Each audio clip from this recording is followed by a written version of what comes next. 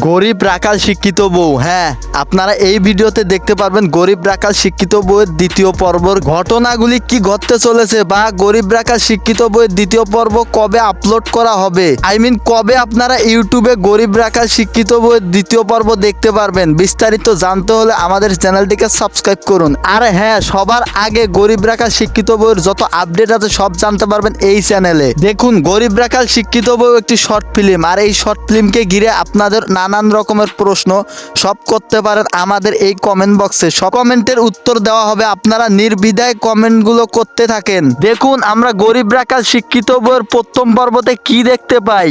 করিম সৎ ছেলে হওয়ার কারণে তাকে রাখাল বানিয়ে রাখা হয়েছে।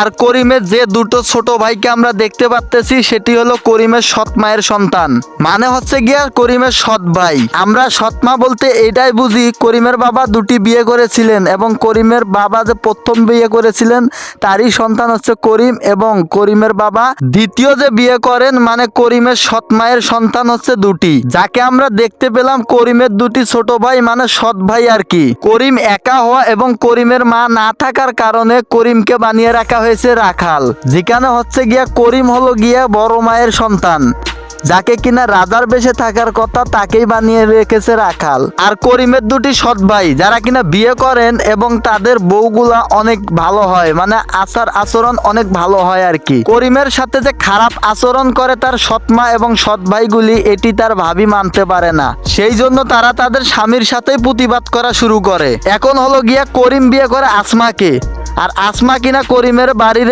কাজের মেয়ে, যেখানে কিনা শর্ট ফিল্মটির নাম রাখা হয়েছে গরিব রাখাল শিক্ষিত বউ। করিম গরিব রাখাল সেটা না হয় ঠিক আছে, আসমা তো তাদের বাড়ির কাজের মেয়ে, তাহলে কিভাবে শিক্ষিত বউ হয়?